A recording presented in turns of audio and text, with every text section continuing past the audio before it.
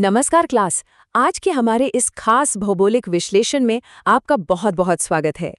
देखिए, एक भूगोल के प्रोफेसर के तौर पर नक्शे पढ़ना मेरा रोज का काम है, लेकिन आज मैं आपको पृथ्वी के एक ऐसे रहस्यमयी और बिल्कुल अलग-थलग हिस्से की यात्रा पर ले जाने वाला हूं, जो हमारे आधुनिक विज्ञान के लिए सच में बेहद जरूरी है।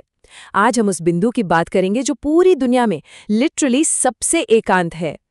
तो चलिए सीधे इस विषय की गहराई में उतरते हैं।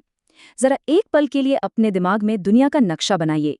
सोचिए, एक ऐसे जगह खोजने की कोशिश कीजिए जो मानव सभ्यता से, किसी भी हलचल भरे शहर से या यहाँ तक कि किसी भी जमीन के छोटे से टुकड़े से भी सबसे ज्यादा दूर हो।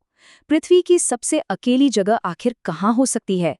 और इसी दिलचस्प खोज का जवाब है पॉइंट नीमो। अब भौगोलिक शब्दावली में हम इसे ओशनिक पोल ऑफ इनएक्सेसिबिलिटी यानी महासागर का दुर्गम ध्रुव कहते हैं। पर ध्यान देने वाली बात यह है ना कि ये कोई जमीन का टुकड़ा या कोई आइलैंड नहीं है, बिल्कुल नहीं। ये समुद्र के बीचों बीच स्थित एक एकदम अदृश्य बिंदु है। सोचकर देखिए, अगर कोई एक जहाज पर यहाँ खड़ा हो तो उसे चारों तरफ पूरे 360 डिग्री के दायरे में सिर्फ और सिर्फ नीला पानी ही पानी नजर आएगा, इसके अलावा कुछ भी नहीं। तो आइए सबसे पहले बात करते हैं पॉइंट निमो के सटीक स्थान के बारे में। इसके सटीक निर्देशांक यानी इसके जो कोऑर्डिनेट्स हैं वो हैं 48 डिग्री 52.6 मिनट दक्षिण और 123 डिग्री 23.6 मिनट पश्चिम। आसान भाषा में समझें तो ये बिंदु विशाल दक्षिण प्रशांत महासागर के बिल्कुल बीचों बीच स्थित है। अगर आप इसे नक्शे पर देखेंगे तो ये न्यूजीलैंड और दक्षिण अमेरिका के ठीक बीच में फंसा हुआ है। ये कोई साधारण जगह नहीं है भाई। अब यहाँ जो बात सच में सबसे ज्यादा दिलचस्प है वो ये है कि ये बिंदु सिर्फ सतह पर ही अकेला नहीं है, इसके नीचे की गहराई भी हैरान करने वाली है। पॉइंट नीमो के ठीक नीचे समुद्र की गहराई लगभग 4000 मीटर है। मतलब ये साबित करता है कि ये जगह एक विशाल और गहरे रसातल के ऊपर तैरता हुआ महज एक अदृश्य डॉट है। चलिए अब एक नज़र इसके सबसे करीबी पड़ोसियों पर डालते हैं। एक भौगोलिक अध्ययन के तौर पर देखें तो अगर हम पॉइंट नीमो से उत्तर दिशा में जाएं तो सबसे करीबी जमीन ड्यूसी आइलैंड है। उत्तर पूर्व की तरफ ईस्टर आइलैंड के पास मोटू नुई है और एकदम दक्षिण की तरफ अंटार्कटिका के पास माहिर आइलैंड मौजूद है। लेकिन यहाँ करीबी शब्द एक बहुत बड़ा धोखा है।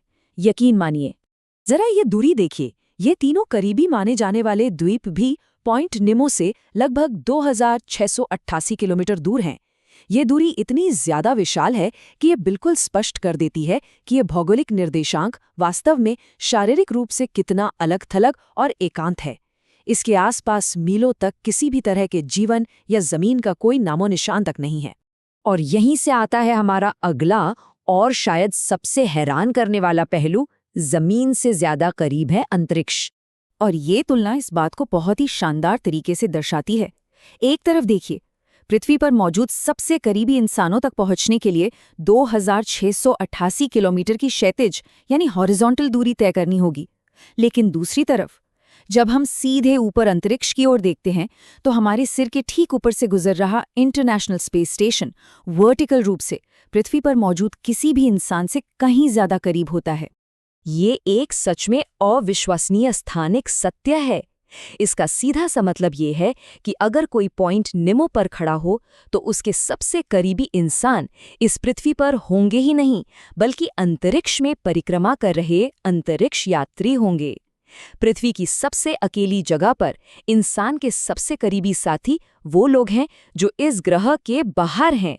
ये तथ्य भूगोल और अंतरिक्ष के बीच के एक बहुत ही अनोखे रिश्ते को उजागर करता है।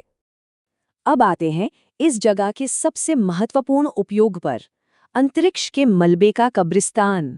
तो एक भूगोलवेत्ता के नज़रिए से यहाँ सबसे महत्वपूर्ण बात यह है कि दुनिया का ये सबसे अकेला और ज़मीन से सबसे दूर का बिंदु सिर्फ एक रोचक सामान्य ज्ञान नहीं है, इसका एक बहुत बड़ा व्यावहारिक उपयोग है।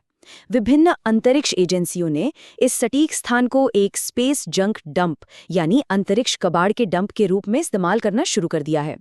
रिटायर्ड या खराब हो चुके अंतरिक्ष यानों को सुरक्षित रूप से नष्ट करने के लिए ये पूरी दुनिया में लिटरली सबसे बेहतरीन जगह है। ये पूरी तरह से एक भौगोलिक शून्य है। पृथ्वी के सबसे एकांत बिंदु को खोजने का एक बड़ा फायदा ये है कि जब पुराने सैटेलाइट या अंतरिक्ष यान पृथ्वी के वायुमंडल में वापस लाए जाते हैं तो उन्हें जानबूझकर इस क्षेत्र में गिराया जाता है। इस जगह की अपार दूरी और एकांत ये 100% सुनिश्चित करता है कि अंतरिक्ष से तेजी से गिरते हुए भारी मलबे से दुनिया भर की मानव आबादी पूरी तरह सुरक्षित रहे। ये एक बहुत ही बेहतरीन उदाहरण है कि कैसे भूगोल अंतरिक्ष अन्वेषण की चुनौतियों का एकदम सटीक समाधान करता है। और यही बात हमें सोचने पर मजबूर कर देती है। दुनिया के महासागरों की ये अथाह गहराई कैसे अंतरिक्ष अन्वेषण की ऊंचाइयों से जुड़ी हुई है। हमारी पृथ्वी पर ऐसे और कौन से छिपे हुए भौगोलिक अजूबे हो सकते हैं जो मानव अंतरिक्ष यात्रा और विज्ञान के लिए चुपचाप कोई ऐसा ही अदृश्य उद्देश्य पूरा कर रहे हैं। जरा सोचिएगा इस बारे में। इस सवाल के साथ आज के इस विश्लेषण को हम यहीं समाप्त करते हैं। ज्ञान की इस रोमांचक यात्रा में शामिल होने के लिए पूरी क्लास का बहुत बहुत धन्यवाद।